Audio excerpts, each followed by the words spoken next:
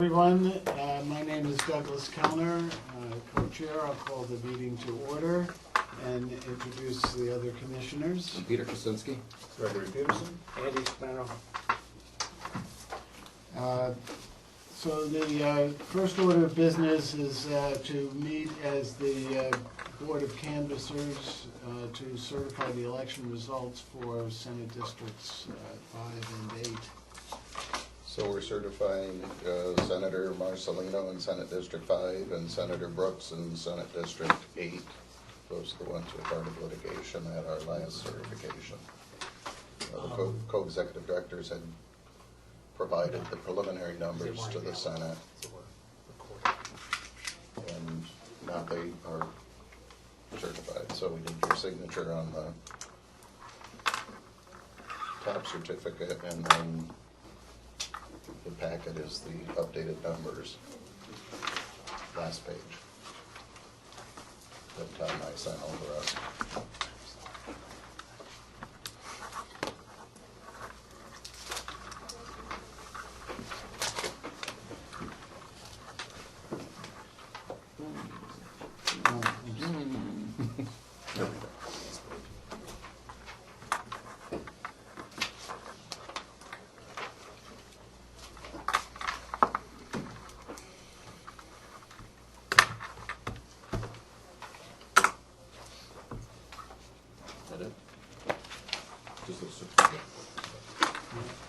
And then,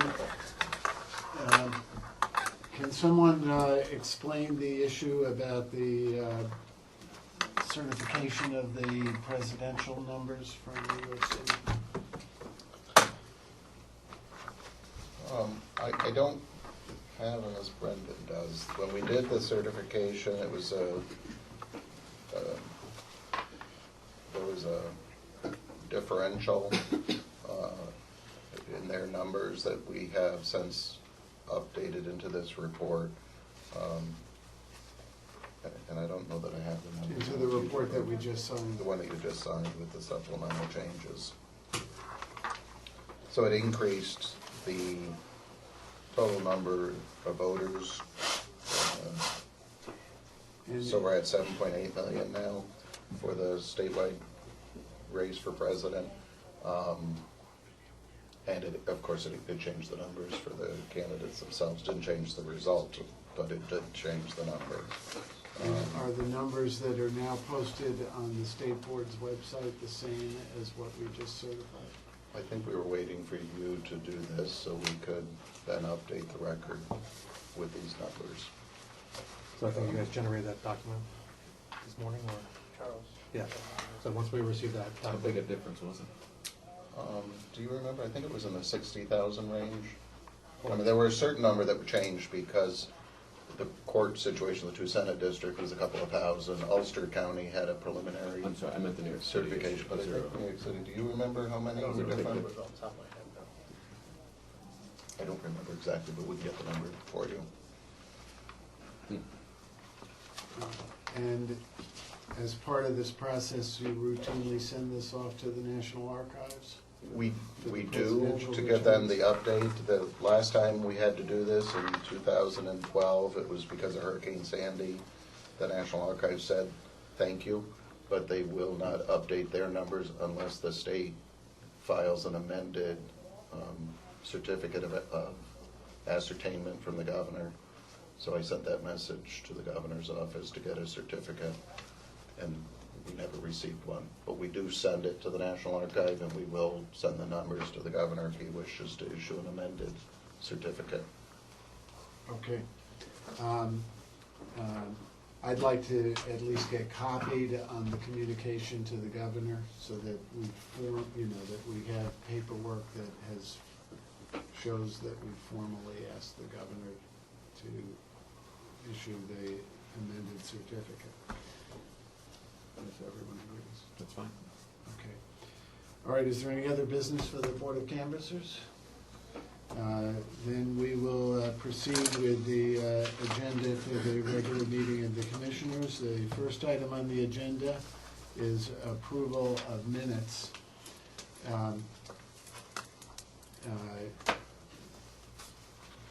let's see, all right, so we start with the,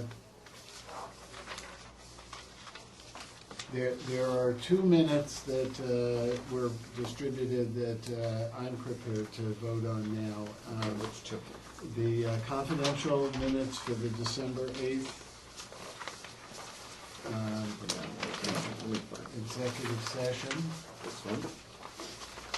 and the confidential minutes for September 15th, 2016. You're prepared to vote on those? Yes. But not the others? Not the others, Okay. or I'll explain.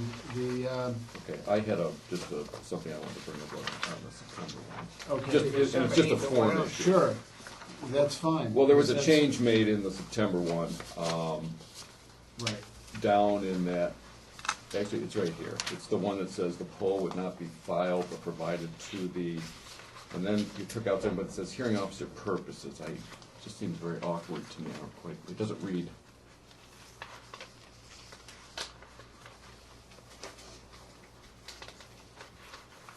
the poll would To not the be hearing filed, officer. but provided to the hearing officer. Purposes. It doesn't make Oh, sense. Something's that- missing, yes, or Correct. for So- purposes, for something, I'm not sure what it should But the say. purposes goes. Or just take out the word purposes. The poll would not be provided, but provided to the hearing officer, Why don't we just take the word purposes out? yeah, How about who that? would review it, Who would review? who would review it consistent with the 1984.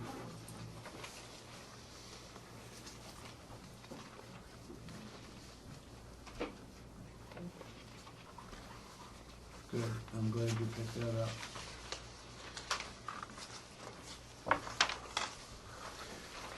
All right, so with that additional revision, are we prepared to approve the September 15th minutes? Yes. Okay, those in favor say aye. Aye. Opposed? Yeah. And then the December 8th minutes are very short.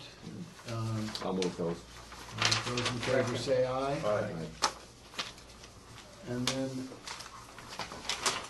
So we have many other minutes. all right, now, What was the other one? Oh, yeah, I did that one. Which ones we with looking at? October 4, I started marking these up again. But should we just put them over again? Yeah, I don't really think we should go over them right here, but if people have changes, why don't we submit them and try to get them out for the next meeting? Okay. That's fine. And,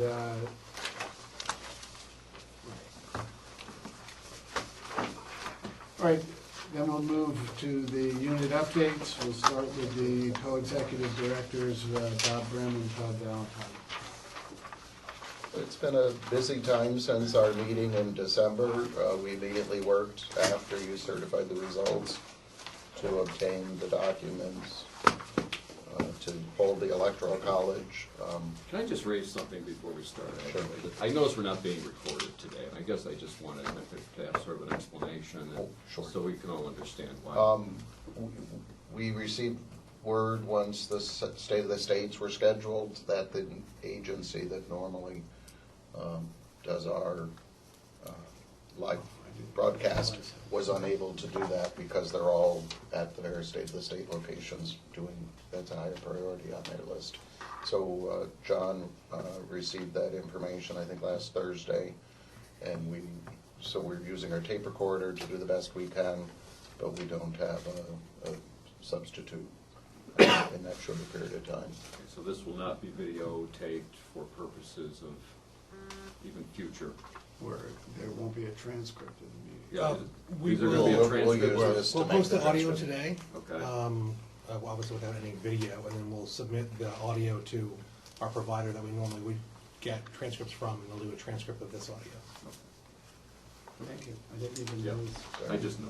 Yeah. Okay, I'm sorry, go ahead, Bob. So we did that. We did have a couple of volunteers in the office that helped us get the certificate of ascertainment, was signed in New York City. So in order to do that, we sent 2 of our volunteers, and it was quite an effort. Mr. Quayle this year succeeded in filing the document at the FedEx office, and last time I had to do it, it was with 1 minute. before the deadline. He got there 8 minutes earlier, so we made a great improvement in 4 years. So we did our work to get the certificates done. A number of the state board employees did go over to the electoral college. Both Democrats and Republicans. It's a government function, not necessarily a partisan function, so we had a nice reception. Everybody got to take pictures around the tree, and those who wished to have a picture with President Clinton also got a chance to meet with him, since he was in a very social mood that day. So that was a fun thing to get to do. If you haven't participated in electoral college, they're kind of weird, strange, nobody understands them, but it's still fun. And that was an event. Also, we've had a number of follow-up meetings and phone calls with regard to cybersecurity.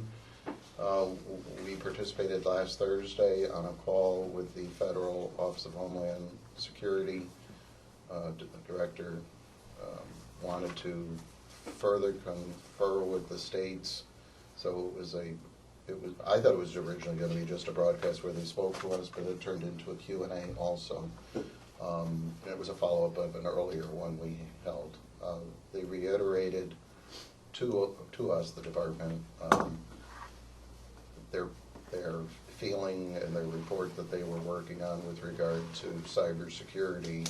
But the most important part of the call was to gauge our opinion on whether or not the critical election infrastructure should be, or the election infrastructure should be determined under its criteria critical. They originally had agreed to have a working group and a meeting session to try and have feedback. Todd is the president of the National Association of State Election Directors still. That meeting is in February, where some of that conversation was going to coalesce with the National Association of Secretaries of State. But it seemed like that from the phone call that things were moving a little quicker. On Friday they did issue a finding that it was critical the election infrastructure was critical. It's uncertain to us what that changes per se, because the director had informed us that if a state or a municipality within a state needed its services, it would provide them services on how to monitor, how to probe, how to set up procedures and internal controls to try and combat or at least continue to check and look for issues, which are all steps that we are undertaking anyway. So we weren't sure from the call point of view originally, were they going to give us more details so we could use it to know what we're probing for? But that didn't seem to be the nature of the call. So they did issue, it is critical infrastructure, and that's been in a lot of the newspapers. They have not changed their finding that they told us. They said election in general was probed, certain areas were penetrated, but they still have no change that did the election infrastructure itself, from the voting machines and the tabulation. There's still no finding that has been compromised yet. But they still recommend that we do the penetration probing to be sure. We did receive an update a week earlier from the FBI of a series of other IP addresses that they recommended that we reviewed as potential bad actors. Our IT department received that, and they have been looking to make sure that is it's not something that's happening here. And we have a presentation on Wednesday at the Election Commissioner Conference where we will go over where we stand in the cybersecurity with the county boards of election and make recommendations to them and work together to make sure that they're up to date on where we're at in the cyber posture. It's certainly issues that we have to do more going forward, and how best to coordinate between us and the counties is something that's part of our ongoing dialogue. Other than that, I think it's the traditional end of season. Some people are gone because of the holidays. Unfortunately, many of us have been gone because of the flu. So we have experienced that, but also we've been working to get ready for the conference that's going to start this afternoon for the Election Commissioners Association. There's a number of presentations. Our day to make the presentations is Wednesday, so we had planned not to attend the State of the State because it's at the same time we're making presentations. Certainly as soon as we get a copy of the budget and the actual words in the State of the State, we'll share them with you, but I haven't found a copy yet. Right, and we're expecting the budget to come out on the 17th. But we're expecting a no-work budget, but I mean, we've asked for things to support, like our cybersecurity initiative. We can, but we'll wait and see. Haven't heard one way or the other. Okay, anything else? Thank you. So we'll have the report from Council and Compliance, Kim Galvin and Brian Quayle. Thank you very much. Since the last meeting, a number of things have occurred, one of which is that the commissioners had an opportunity to look at the current status with respect to the proof of concept with respect to the filing software. The staff subsequently met to discuss the commissioners' feedback and how to implement those things. There is actually a component of the project that was actually rolled out in December, which is just essentially a tool for the compliance unit to be able to log deficiency work to make that process more seamless. And we've been working through that system and providing feedback to the ITU unit as to how that's working. Since the last meeting, the compliance unit has identified and referred 217 non-filers for the 32-day pre-report, 257 non-filers for the 11-day pre-election report, and 297 non-filers for the 27-day post report.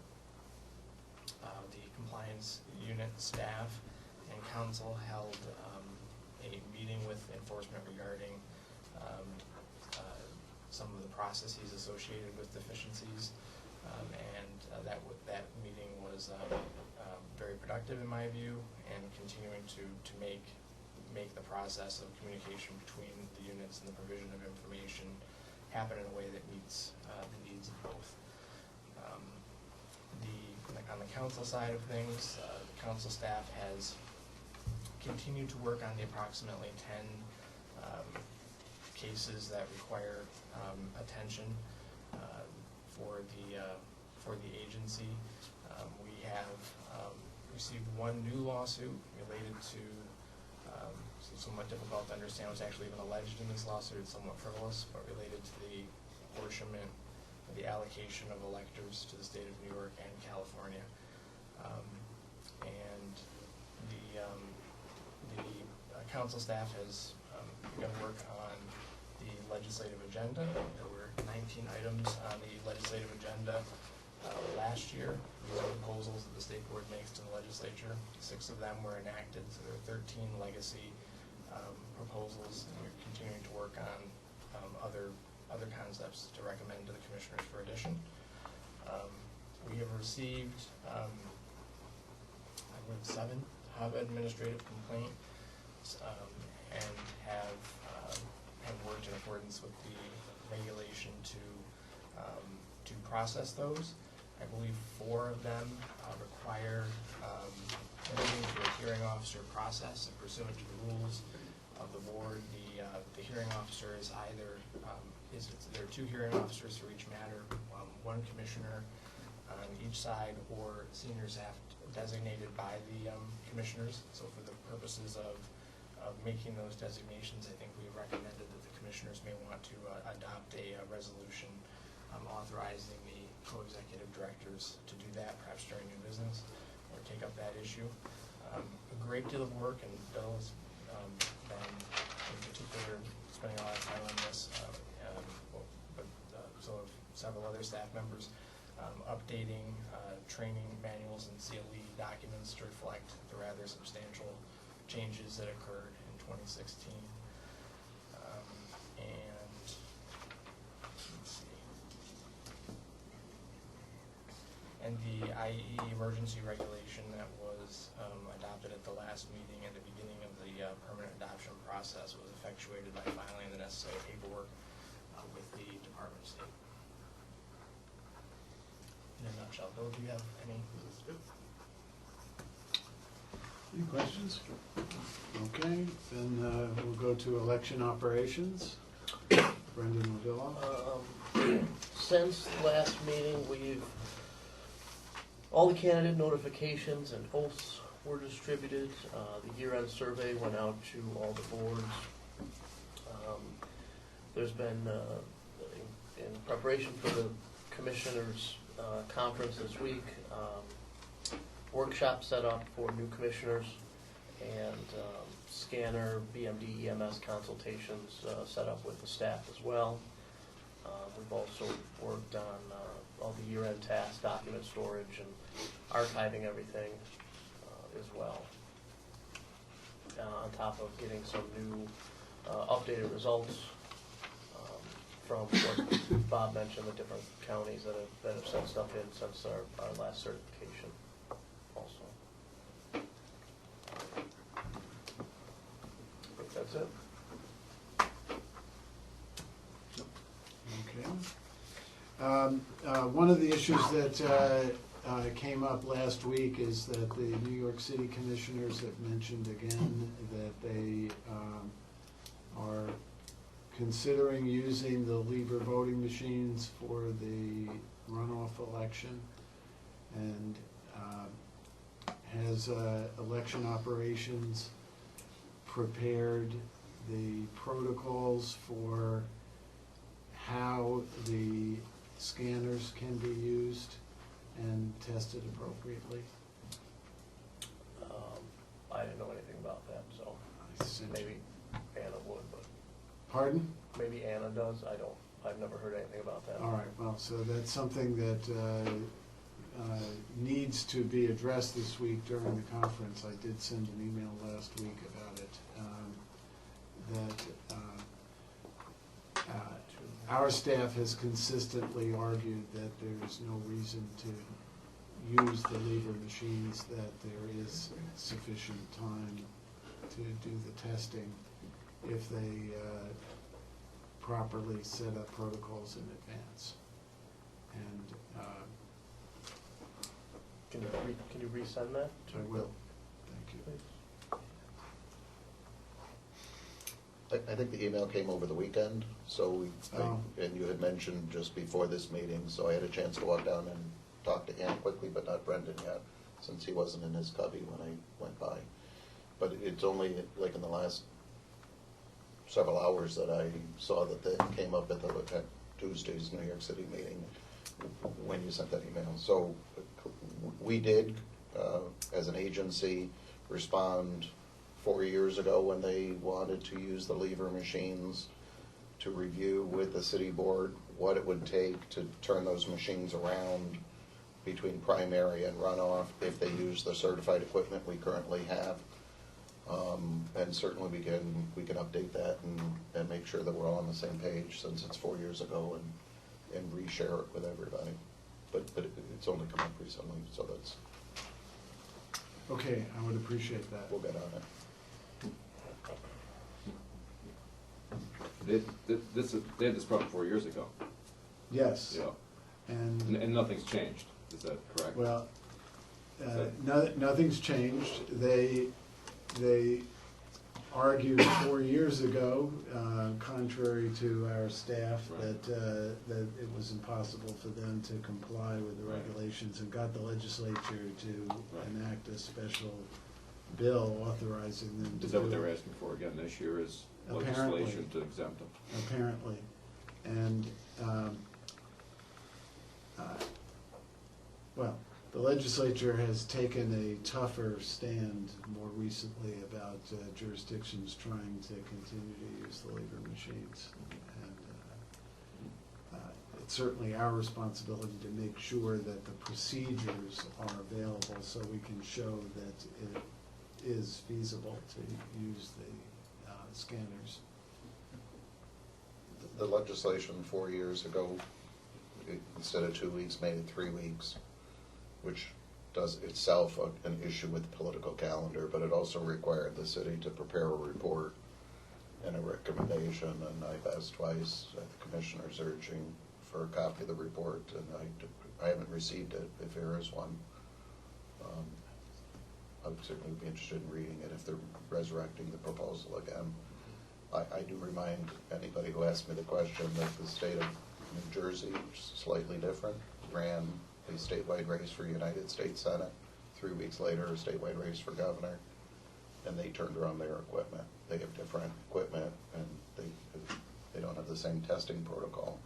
But I believe, we had recommended a method that would allow the machines to be tested for the various options, and then the only issue you had to do was print whatever option was obvious on election night as you got closer. But certainly programming all the options and testing all the options ahead of time was possible.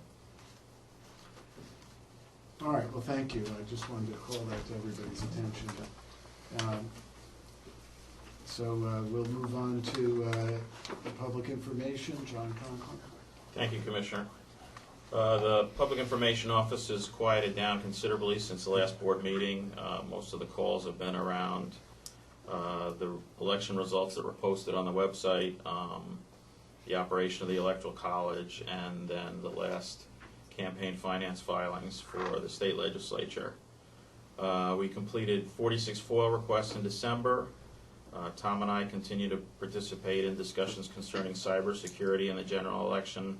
We had sort of a post-mortem conversation after the election, but we've also had a couple of brief meetings to discuss a presentation for the winter conference for the Election Commissioners Association.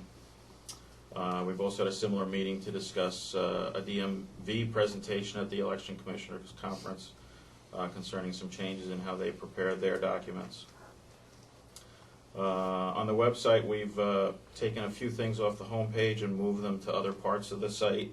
The general election candidate list has been moved to the general election, the 2016 election results page, the same with the state and local primary results. We had an amended certification for the general election and the state and local certification for the general election. Those have been moved to the election results page. And the multiple political calendars that we had on there for 2016 have been moved to the political calendar page, so they're not on the main homepage anymore. That's about all I have. Thank you. I appreciate that. It Sure. looks much better. Tom, you have anything? I do. Okay, then we'll turn to information technology. William Cross. Good afternoon, Commissioner. Apologize for my voice in advance, it's just coming back.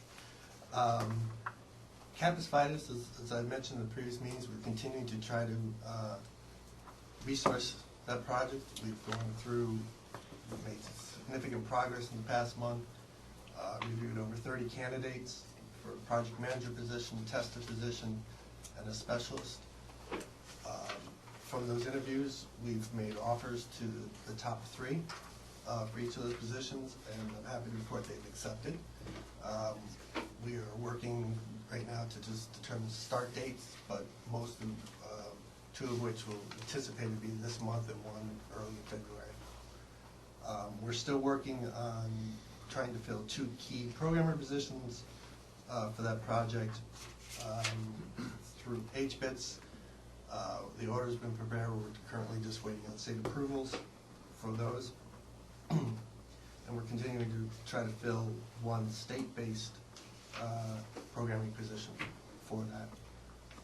But we've made significant progress in filling the 3 that we have, particularly the project manager. We've started to reassess the work plan, break it down into the modules, And now that we're starting to get more of a picture of what these resources will be like, we can start projecting out much better than we could previously. Provided a demonstration to the board last month and very much appreciate the feedback. As Brian indicated, we're working to incorporate your comments into the design, particularly the scrolling and some of the sorting features. And we're also working to prepare, you inquired about seeing some of the public-facing reports, and we're putting together a demonstration for that. Do you have any sense of timing on that? Not exactly, but not that far out. Much of that work has been done previously, but had not been updated to the same standard that we're currently using for the user interface, so some disconnection there. We're kind of aligning it with the design that we used more recently. So we are fairly close. I think we'll be reaching out in the next week, maybe two, to schedule something. Okay. Good. Also, I think it was mentioned previously that the case management for compliance has been put into production. It's a significant piece of the Campus Fires project module. We had a few initial defects. I think they've been resolved. We've identified a couple enhancements already to that, which we're currently looking at and analyzing. For Nysboe, we've been extensively working with the vendors for the Nysboe refresh contract. I say extensively and hands-on every day practically. We're doing a full assessment of our infrastructure here, network, servers, everything that the current systems are built on. Not just limited to Nysboe, but our entire environment. They've completed their initial assessments. We have draft assessment reports that we're currently reviewing. And we're in pretty good shape with. The next steps will be to consider their recommendations and put them into a new design and an implementation plan. That project is currently scheduled to run through midsummer, and we're presently on track for that. Cybersecurity has been mentioned a few times, so I won't repeat a lot of that. It remains a focus. We did receive a joint analysis report from Homeland Security and the FBI. I think that Bob mentioned containing over 900 addresses of bad actors and things to look for indicators of compromise. A significant amount of work to go through all logs and all systems to look for those. But we're making good progress on that. We've also incorporated all those into our current protections to block them and blacklist them going forward. We also, and I mentioned... Let me ask I'm sorry, let me ask Sure. a question about that. So if the bad actors are trying to access our system, do we know if they're trying to access county systems as well? We share the same information, which this is going to be part of the conversation with the counties. We have been sharing all of the information with the counties, with the recommendation leading up to election that the county work with their IT departments to do their own scanning to see if they have, any of the bad actors have attempted to scan them or to penetrate them. We had reported that earlier to you. We did get some assistance from the State Office of Homeland Security and the State IT Office for those counties that asked for help. We need your help to do this, so they offered them some help to answer their questions how to do it and with some of the resources. So it was, leading up to Election Day, all the counties had completed their scanning and their surveys, and there were a couple of issues that were reported in Schoharie County, and I don't remember the one in Columbia County and New York City with regard to people attempting to scan them. But every time we've had a meeting with IT people and they try and explain their world to us, they tell us every day somebody tries to scan. So the question is, yes, they try to scan, but also were any of those areas where we've identified scanning, we've taken the information and given it back to the FBI so at least they could see. We've heard nothing more from anyone whether or not it was anything more than scanning so far. We're continuing to do the efforts that we need to do beyond the scanning and the penetration. I'm sorry, Bob, you used the word scanning. Well, this is scanning to see if they're on any of the logs we can identify. Well, you have to, you do it in Bad two actors. fashions. You look to see if anybody is actually looking at your own website, and then when Bill Ross referred to the logs, you look to see if anybody had access to it already in some fashion, whether it's been compromised in some nature. You know, obviously, if we have internet addresses that we know are from bad actors, we certainly pass those along to the counties, advise them that they should see if they've been, tried to, you know, breach their system in some fashion.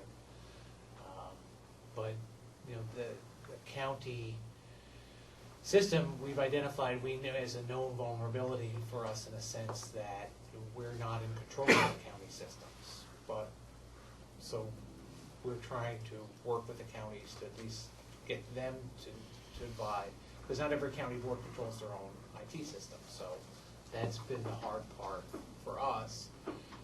So that's where we've been trying to contact the county either the county executive, through the county executive, or through the county IT association, that they, you know, this is a bigger problem for the county. It's not just they're not attacking the county election system, they're attacking the county, if they are. So, I mean, right now, we don't keep a statistic on whether or not they're reporting any of that.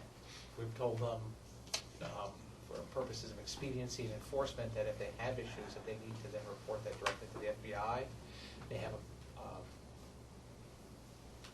hotline or something, I forget what it's called, that they can report those issues to. But we haven't heard anybody having any breaches at this point, and that's true on a national level, at least the national report that just recently came out. You know, other than the isolated incidences in Arizona and Illinois with their voter registration system, there's been no breaches of the election system itself, the electoral administration system. The election itself that's somebody else's issue, or the politics of the election, but this is going to be you know, going forward, we see this as a bigger issue, which is why, you know, we in response to that, we did tighten up the one portal that we have directly to the counties, which is they send us voter registration information and election night numbers.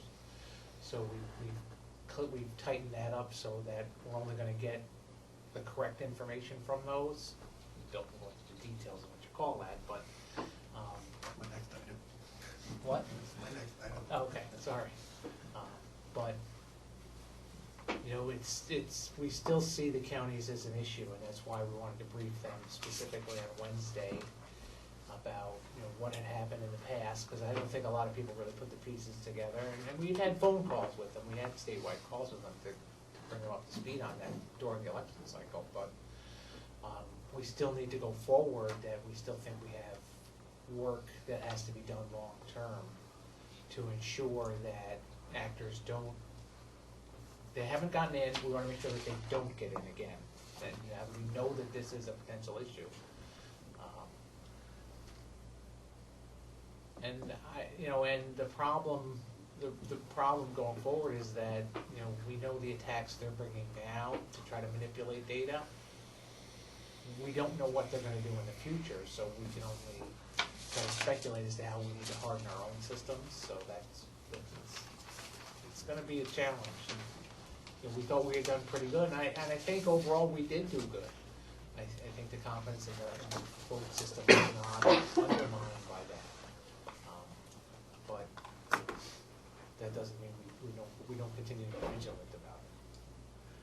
But the short answer is no, we don't really have a list of that. So what we do when we receive a list like this is, obviously, anything that's a known bad actor, we block it forward, we blacklist it, so there is no hitting us and they're totally rejected. Second part of that is we take this list and look at all of our other logs to make sure that we have not see what traffic has been from those sites or these other indicators. All websites, ours included, are scanned constantly, constantly trying to be broken into and compromised. It's a daily occurrence for any website. We have to take, since these are known bad actors, we specifically take a look at these to make sure that even if we have seen traffic, we do report it, but also make sure that those attempts were unsuccessful. That's part of the picture. So these are known issues. So what Todd had mentioned is we did much of this is probably our third round in doing that with this type of list since just prior to Election Day. And also prior to Election Day, we put some short-term mitigation pieces in place to enhance logging, to provide, worked with ITS to provide some tools to have greater insight to what this kind of traffic looked like. Longer term, though, is these are known lists. What we need to do longer term is to be a little more predictive in what attacks may look like, what's coming forward, and not just wait for a list to be put out and saying these are bad. There's equipment and platforms to do that, so we're now looking at some of the longer term mitigation pieces that we weren't able to do prior to Election Day. For instance, doing our own, implementing our own logging platform internally instead of using ITS's, and most likely contracting with a third-party logging service that will analyze those logs for us and let us know what's actionable, what's not. It's kind of akin to having an ADT for your alarm system, that they will monitor your logs for you, compare them with known lists, and provide you with feedback of what's actionable and what's not. We are currently setting up our current platform, and then we're looking for vendors to provide that monitoring service going forward for longer-term protections. We're also looking at other things that were part of the FBI's original recommendations of services we can submit sort of applications that our systems have code or programming code associated with them.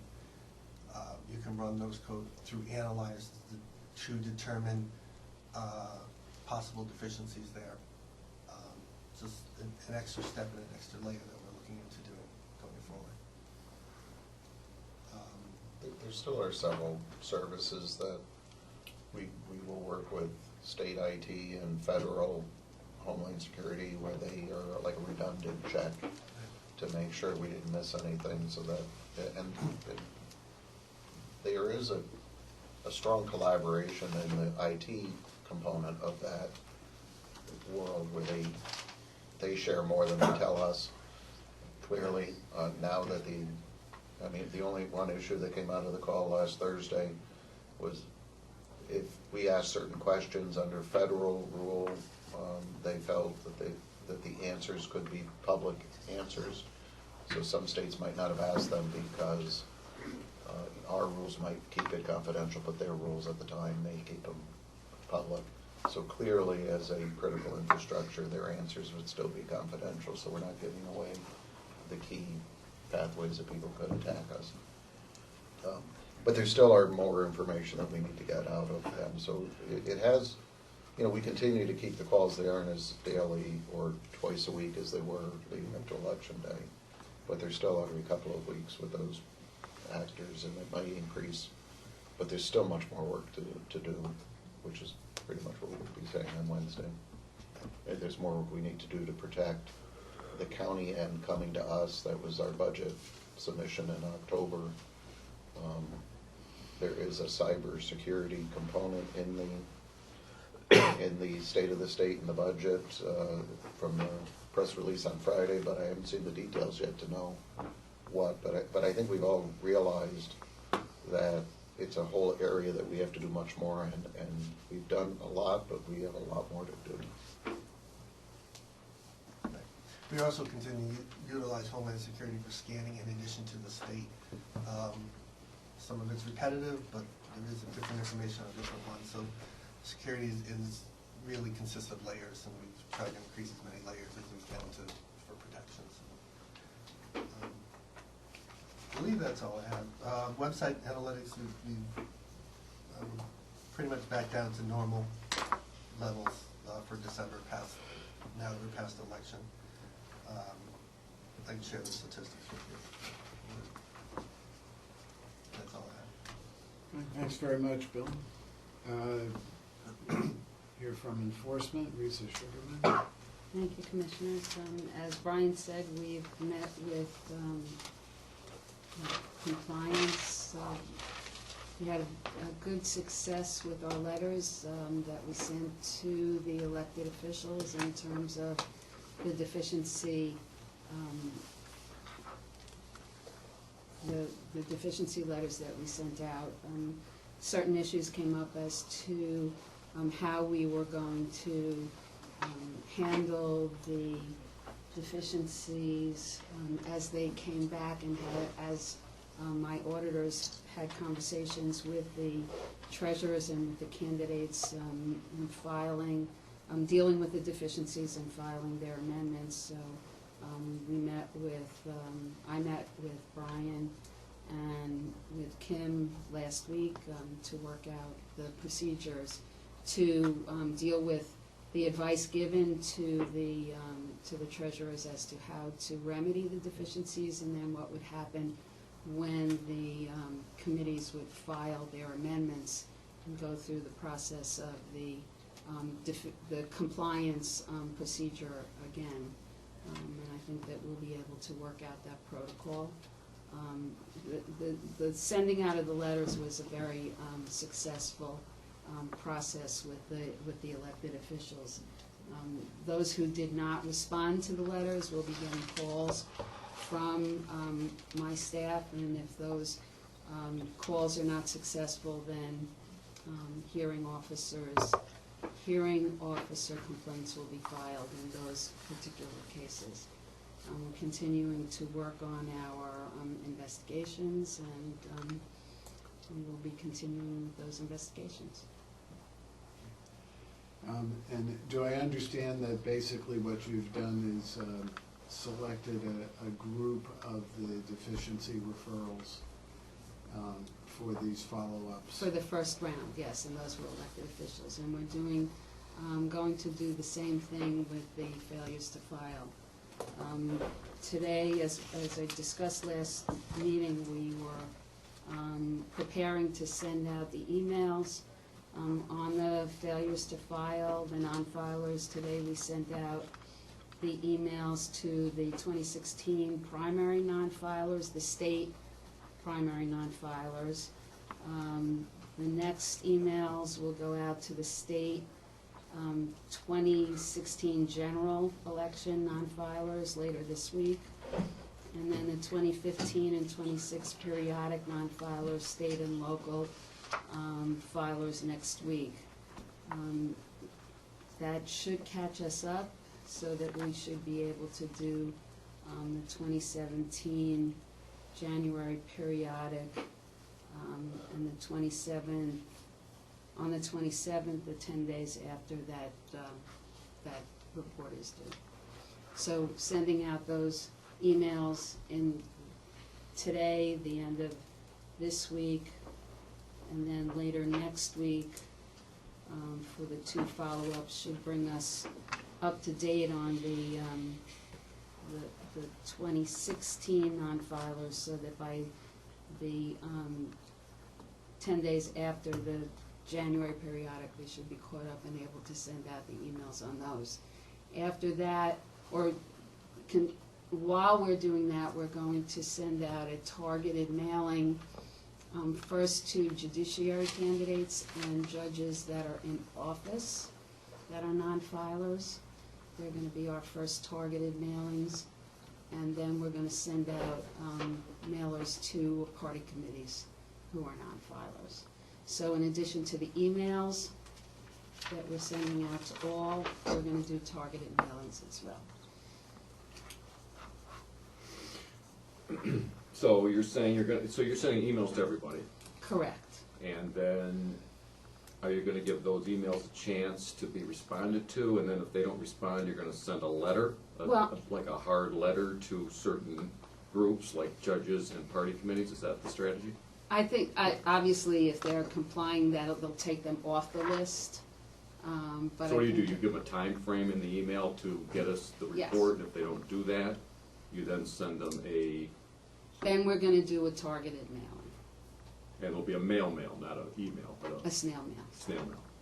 And that'll be just to judicial and Well, the parties. first targeted mailing, like we did to the state electeds, we're gonna, for the deficiency. Glad that you think it's. I'm sorry, I missed that. I think it's hysterically ineffective.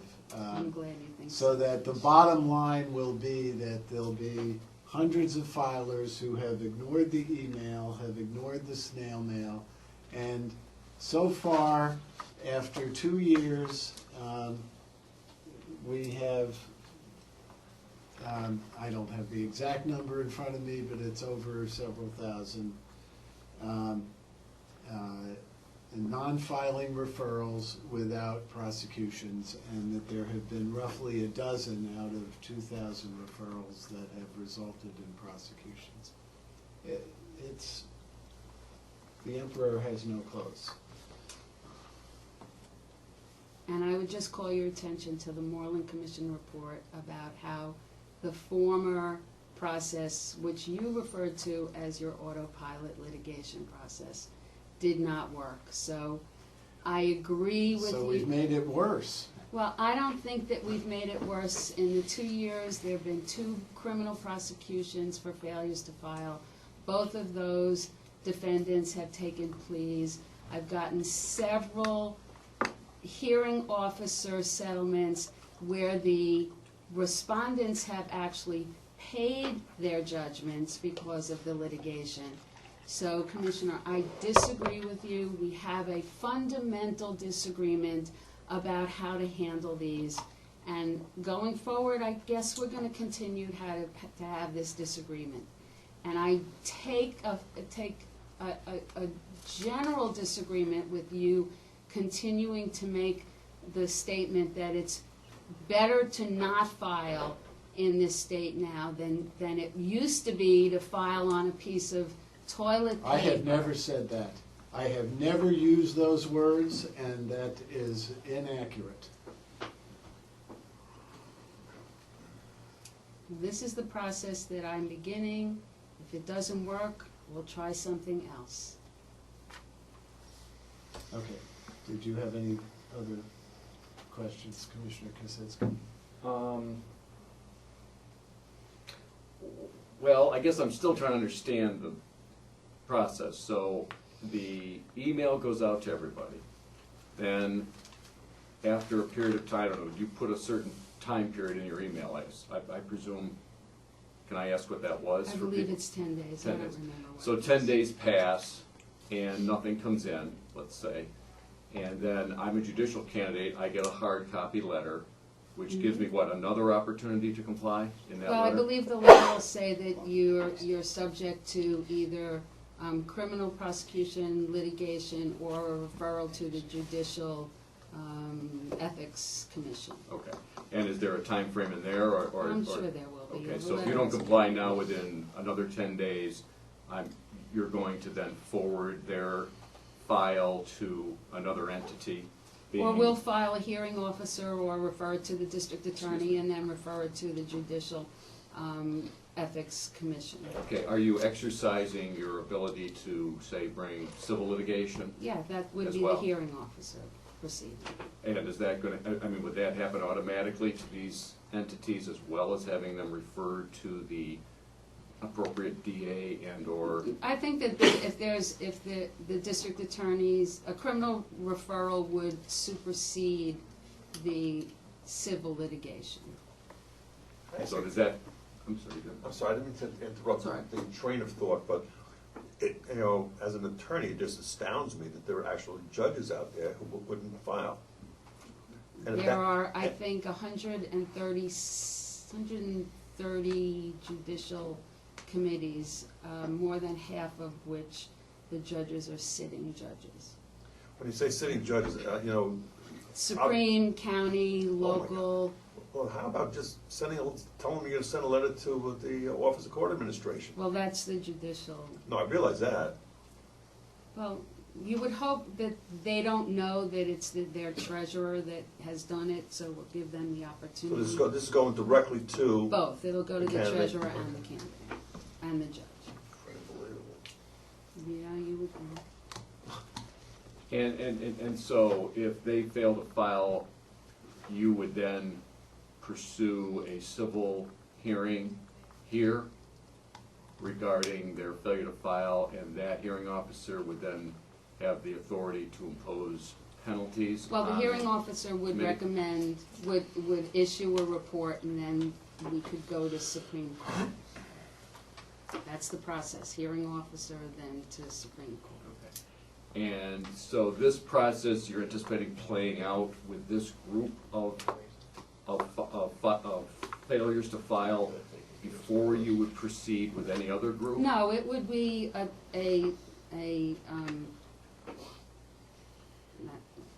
we would do it one after the other. We wouldn't wait to finish with the judges. But you've identified two groups. That's right. We'll But start. But you're not anticipating pursuing any other Well, we're groups? just going to start with those, and then we'll proceed afterwards. We'll take one after. We're not going to wait to finish with one before we go targeted after the others.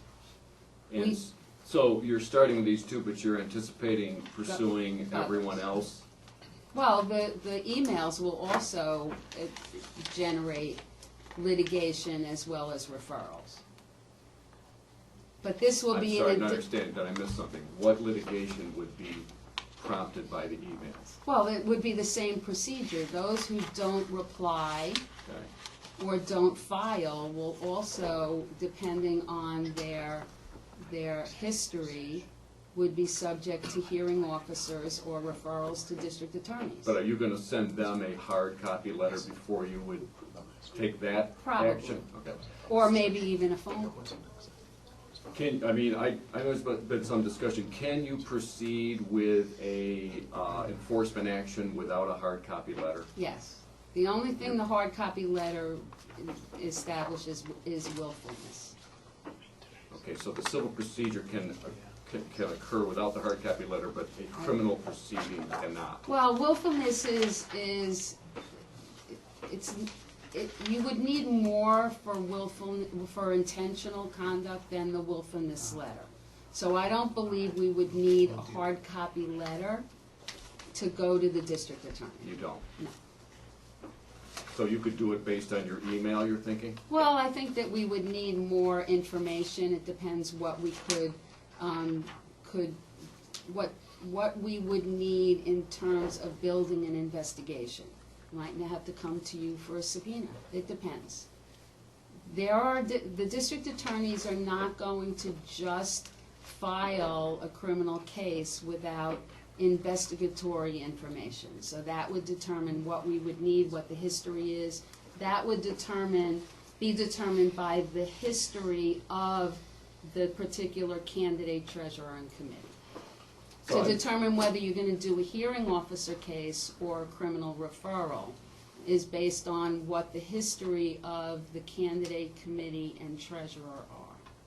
The history being how many times they Right. failed to file? Right, if there are judgments against them.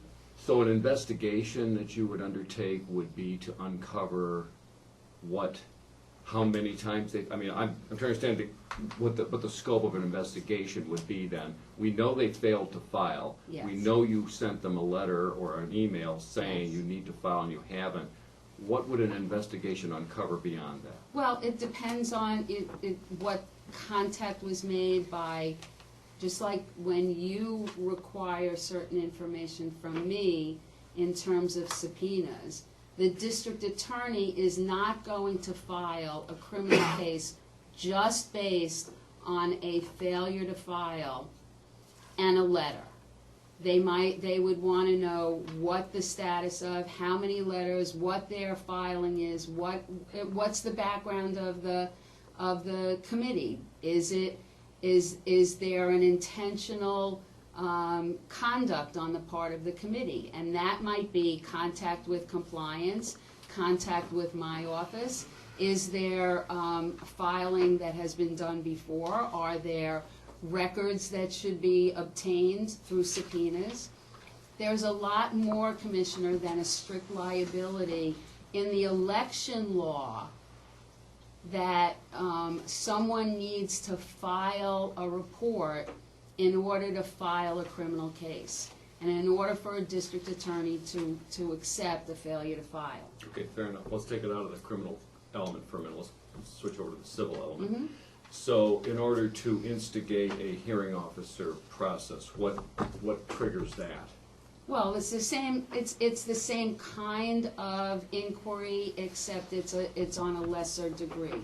Because we have to prove that the violation is not de minimis, that the committee did or did not attempt to remedy the situation. So there has to be some more of an inquiry rather than the strict failure to file, because the legislature included within the statute that that this is not a de minimis violation. Okay, so I failed to file, let's say, 3 times over the last year, because I had to file for, let's take, for example, a general election, which there are 3 filings required. And I'm a case that I didn't file any of them. And you know that based on our records here at the board, there's nothing here. So you send them an email saying, we have nothing from you, we know you were a candidate, we have no filings, please respond. They ignore you. You now send them a hard copy saying, same thing, I guess. They still ignore you. Do you need more than that to take it to a hearing officer? I think that we would need some indication that they spent some money, that they actually campaigned, that they did, that they didn't, that they actually spent money that would indicate for a hearing officer that this wasn't a de minimis violation. So you would undertake, you feel you have to undertake an investigation in order to uncover whether or not a specific committee and or candidate actually spent money before you could send it to a hearing officer? I would think that there has to be some kind of inquiry, or you might call it an investigation, I might call it an inquiry, to determine whether or not there's a reason to expend resources to go in before a hearing officer to further the further the litigation on a hearing officer on a failure to file. Yes.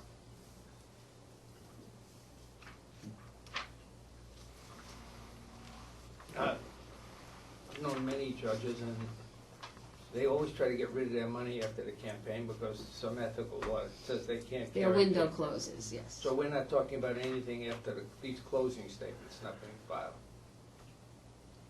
Well, the statute says if their committee is open, they have to file. Might be a no activity, which would be another issue, is it de Yeah, but minimis or not? how many of those non-filings occur at that time?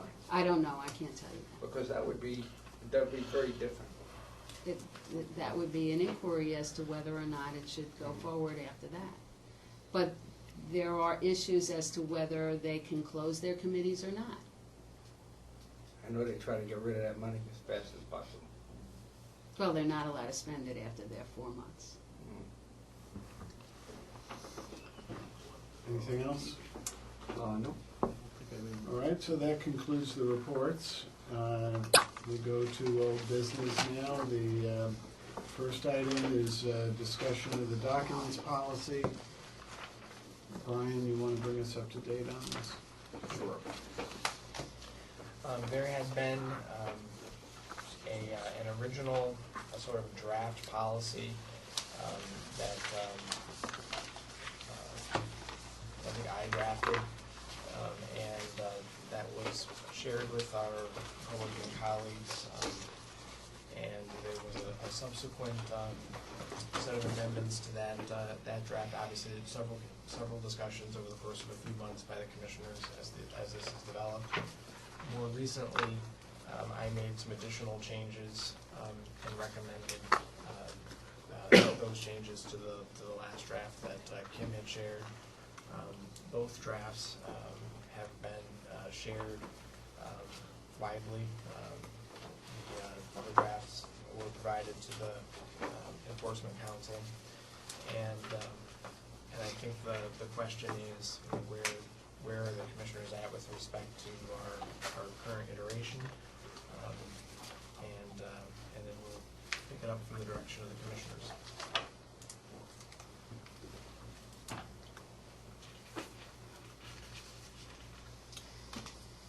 I've seen a draft. Have you seen a draft? Have you guys I have. seen a draft? Yeah.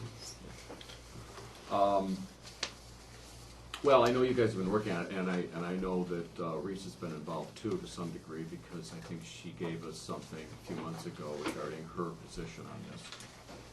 I guess, amongst us, I looked at what's here. I think it needs some work in the sense that I don't think it's in a final form.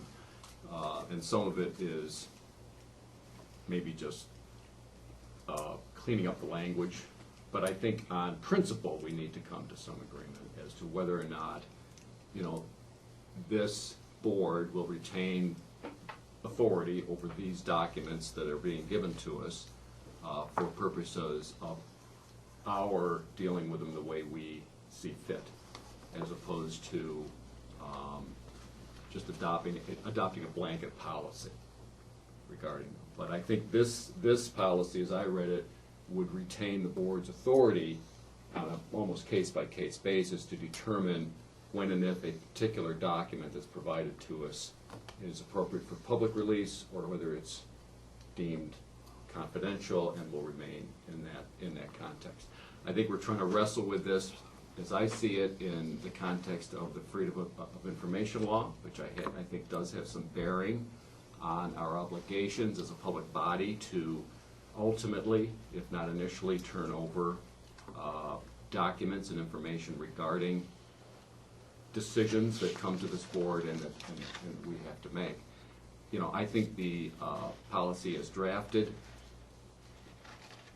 recognizes that and tries to deal with that in a reasonable way.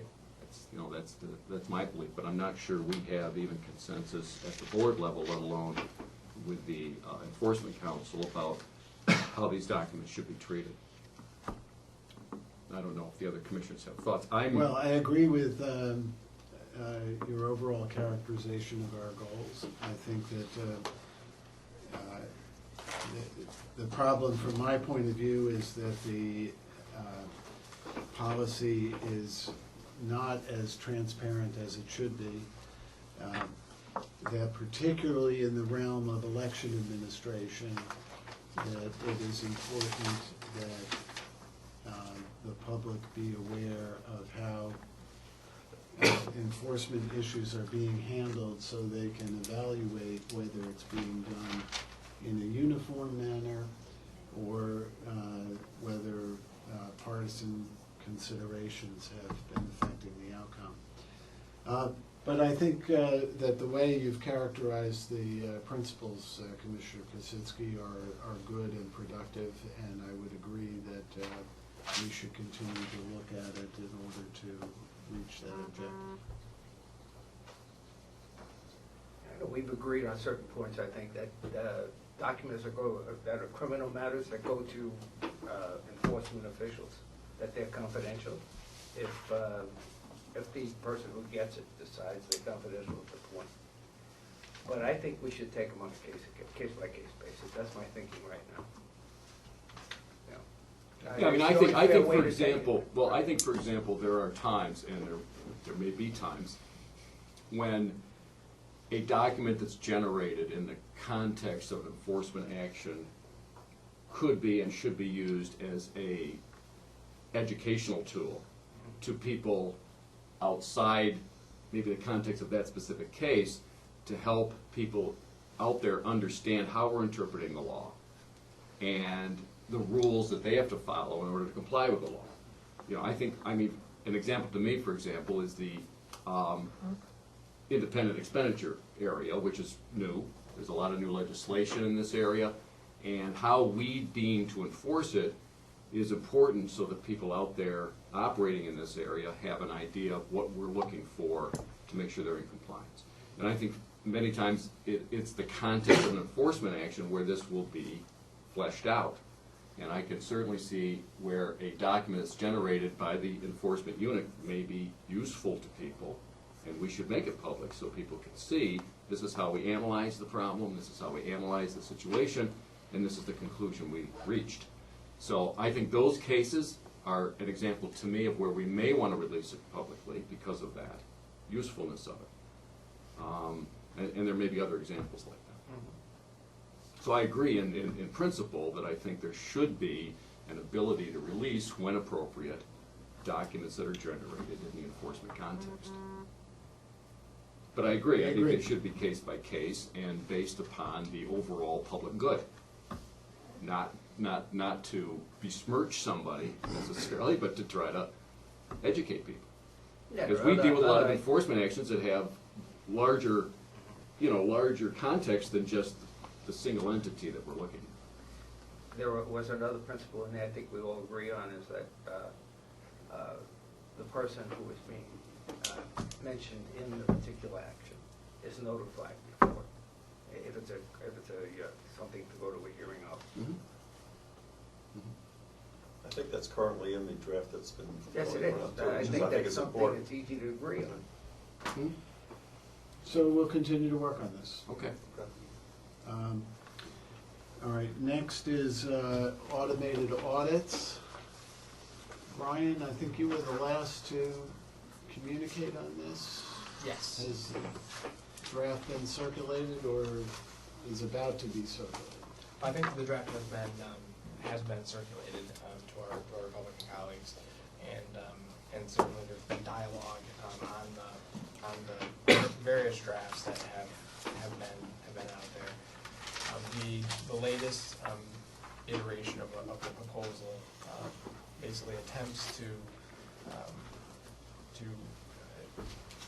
essentially retain the status quo under 6218 in the sense that there are portions of the audit regulation that one side or the other would like to change, but on which there isn't a consensus for change.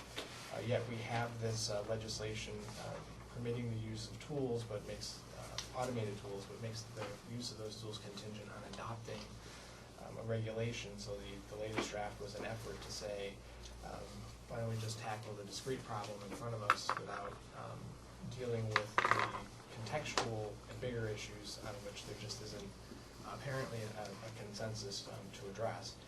And so that's what the latest draft was designed to do.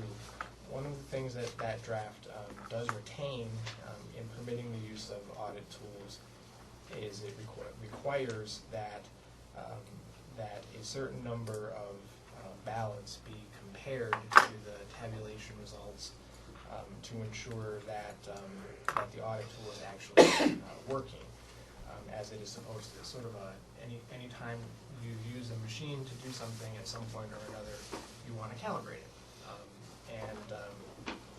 You have a circular saw at home, and you've made a few cuts, and you realize that you measured them too. Didn't quite work out right when you brought the board up to the wall, and you know how important it is sometimes to calibrate where the line is. So the calibration requirement is left in this proposed draft from our side. And just to point out how it's not particularly onerous, if by my calculations this draft were to be adopted by the board, making a few assumptions, so these are not certainly hard and fast numbers, because a few assumptions had to be made for purposes of modeling, but my model would suggest that 42 counties would only have to compare 25 ballots. If every county in New York individually used the tool, 9 counties would be required to compare 32, 2 counties would be required to compare 39, 6 counties would be required to compare 56, and 3 counties would be required to compare 66. No county would be required to compare more than 66. Again, this is it's a calibration measure. It's not trying to redo the audit. So I estimate that the total number of ballots that would require auditing in some manner or another, I believe, was in a couple 100,000 statewide. So of that number, the average comparison would be 28.5 per county, with a range between 25 and 66. So that's sort of where it is, but the staff likes to follow the policy requirements of the commissioners. So, I got this morning. yeah. Is so this what we're talking about? I think that's Yeah. right. Yeah. So we'll put this over till March. Can I just raise something? Sure. I have 3 issues I want to raise with this, so I just want you to know where I am. Thank you. The first one is the definition, the independent automated audit tool, and I know there's an interest in making the tool independent. and you defined it here. I guess I'm trying to understand exactly what this means. I'm presuming that this means you can't use a currently purchased system that, for example, a county has, that if I have a central count system for my absentees, I can't use it as my audit tool for my machines. Is that a fair assumption based on what I'm reading here, that that would not qualify? It fits the, It might if they weren't used in the first instance. So Okay. you can't use the same system to audit the ballots it counted as a voting system.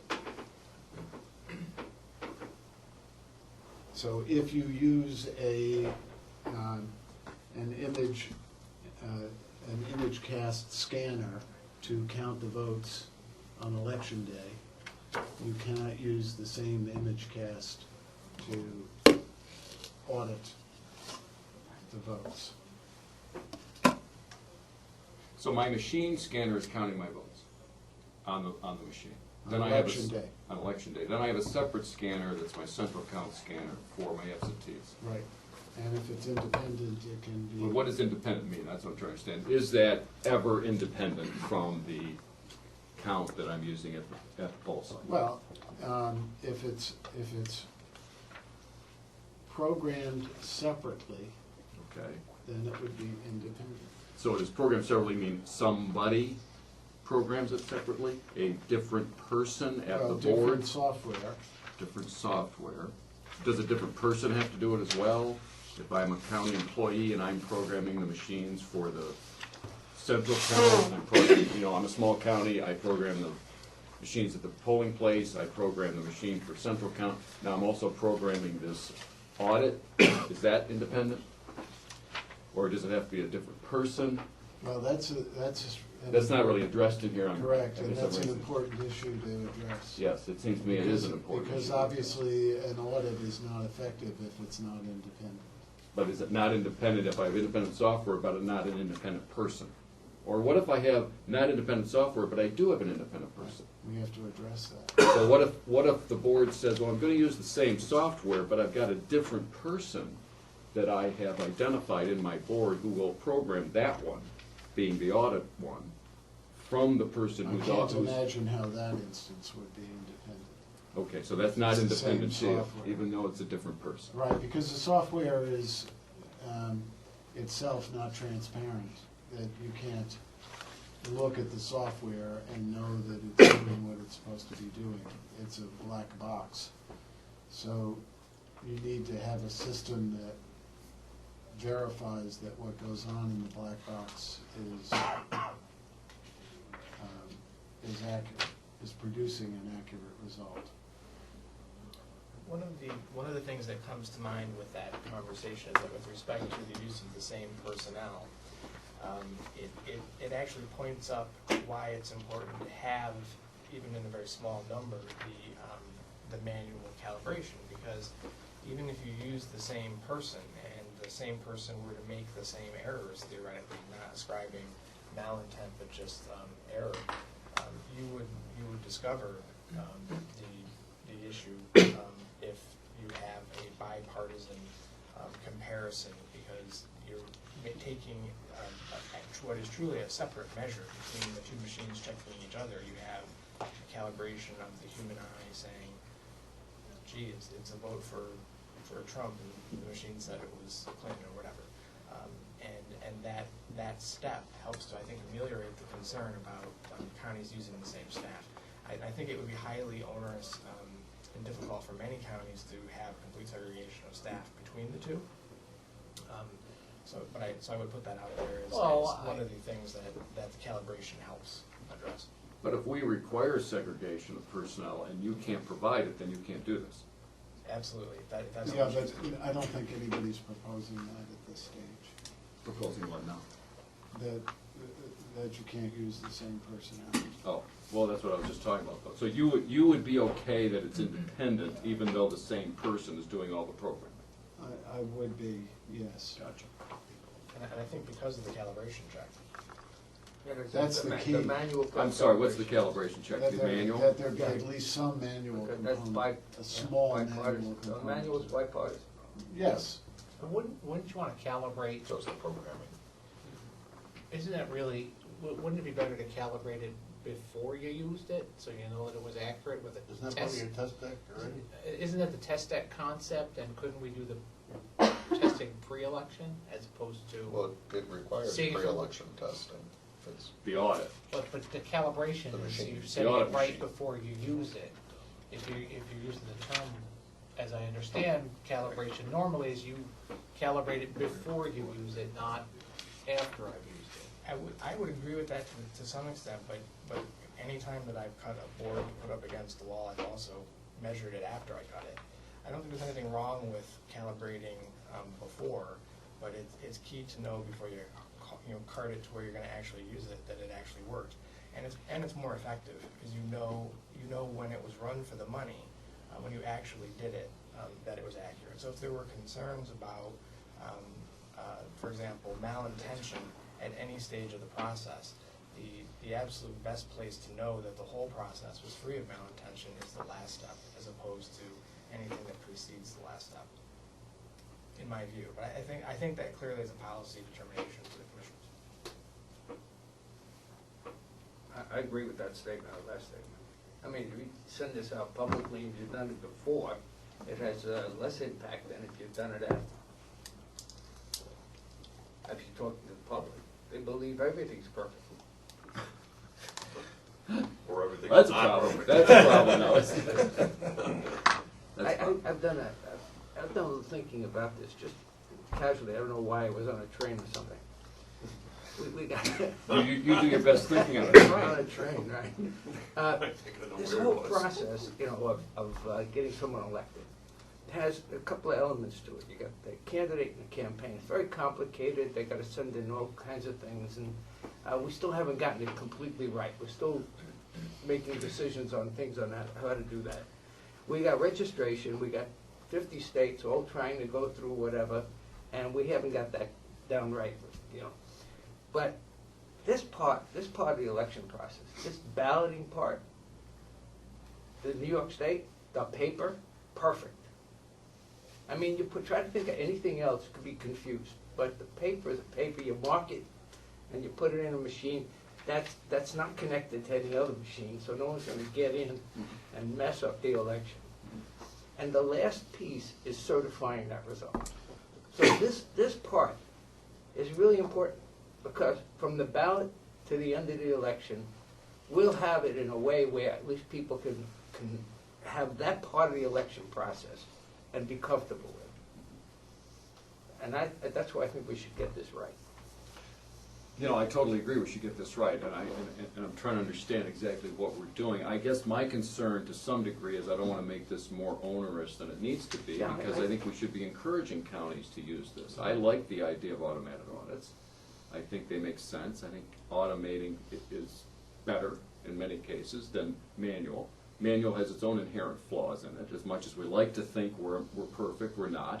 And once you insert humans into the system, inevitably you have errors, because humans are not perfect and they make errors. So I think the more you automate, the better, because I think it reduces the amount of human error.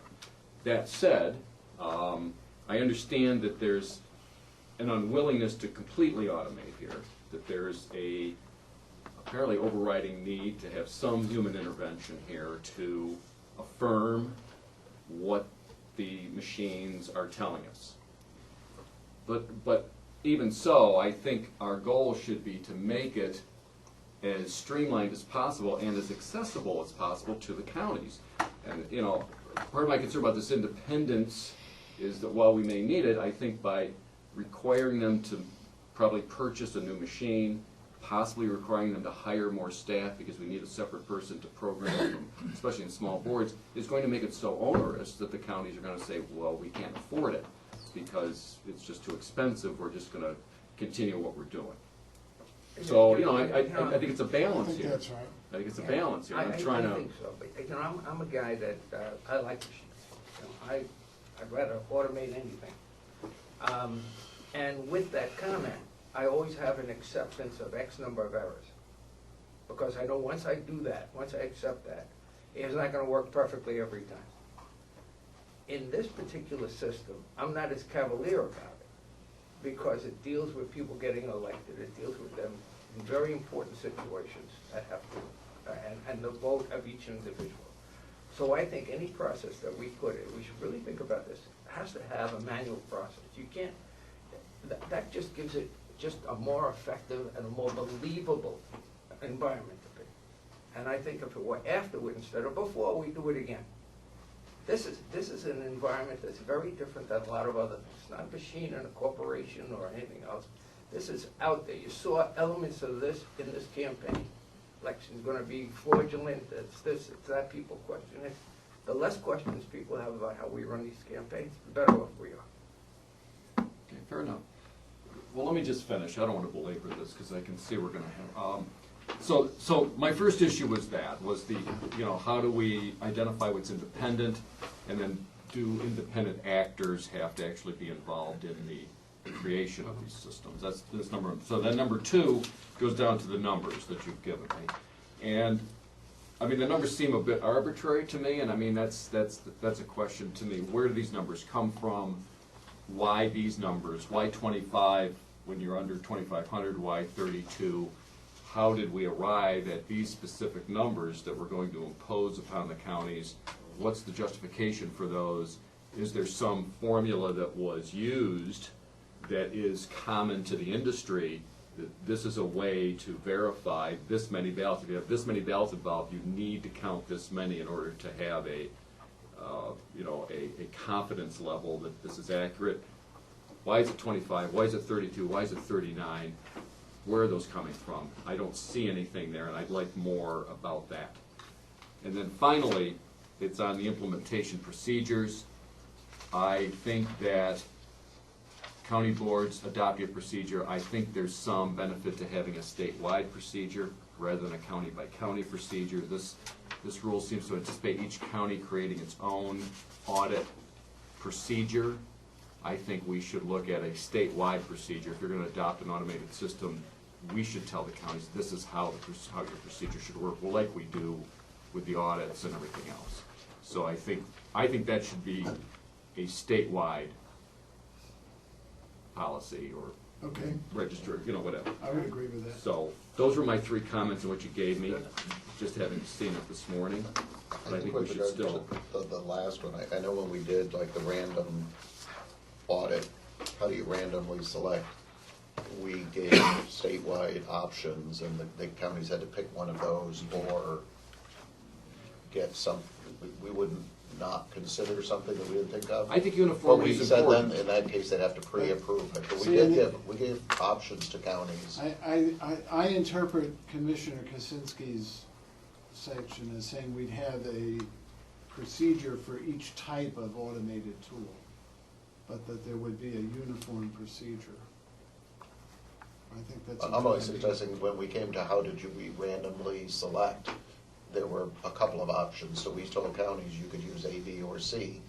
Tell us which one, and if you wanted to come up with a D, well, then you'd have to have that pre-approved before you could use it, if there was something we didn't dream up. I think that's in the current procedure. And maybe there are certain instances where that would be a good idea or not, but certainly if there's one way, we could just propose it. We could make it the procedure.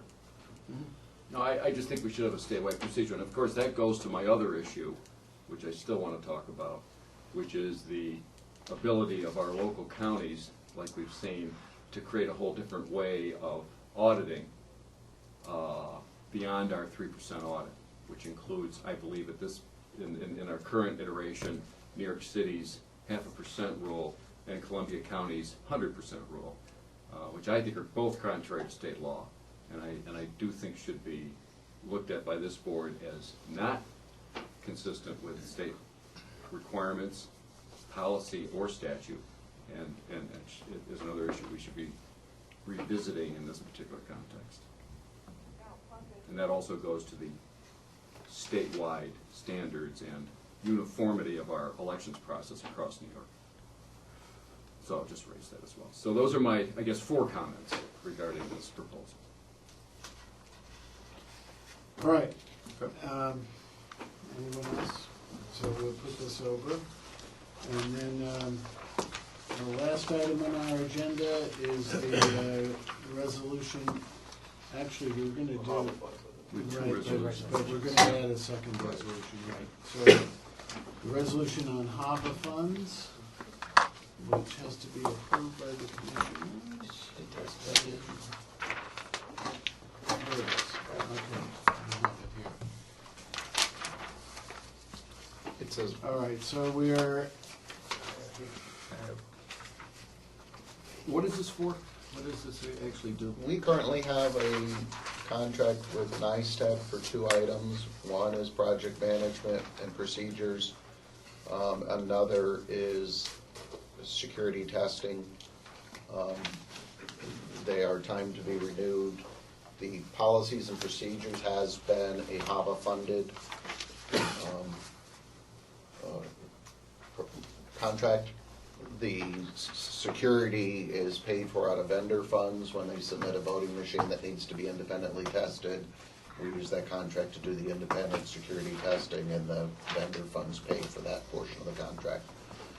When we updated, this is a 5-year contract, we've updated the value a little bit in the 2 contracts. So before the contract was $1 million, estimate $500,000 for project management, $500,000 for security testing is the estimated value over the 5 years of the contract. We have increased the value for 2 reasons. One, we don't know over the next 5 years if there will be new machines that come in that we need policies and procedures and testing protocols to testing. And because of the security, with regard to cybersecurity, we wanted to at least cover cybersecurity issues since Nysboe has a certain level of expertise that would help us in doing some of the cybersecurity work that we have to do, both to voting systems, voter registration systems, so maybe we will use those. So we have looked to extend for 5 years the project management, which is a $600,000 contract, and another sum of money to cover the potential that there might be some security related that may, and it's the security related, if it's covered under the statewide voter registration list or the voting systems, would be HAVA eligible to pay for. That doesn't mean we will pay for them, it just means that we have the ability to pay for them. how much money is left in the HAVA account?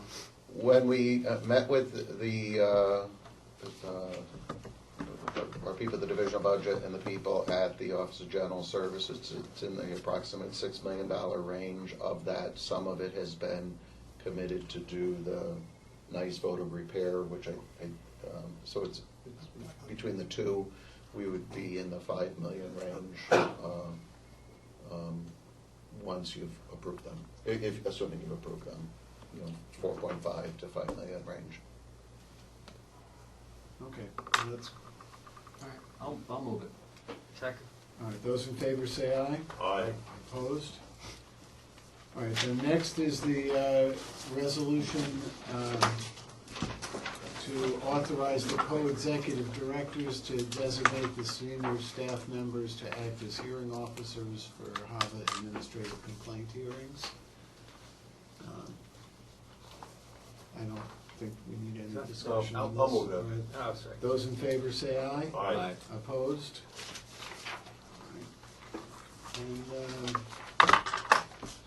And before we go into executive session, should we talk about the date for our next meeting? We had some proposal, either 14th or 16th of March recommended. I don't know what your calendars are. I don't have my calendar that far out. Can we talk about Okay, this? so we'll have to circulate it. by Yeah, can we do that? Right, Right but- now, I don't have a good. But we're We don't looking see at one. March, is that fair to say? Yeah. Okay. Yeah, I can give you some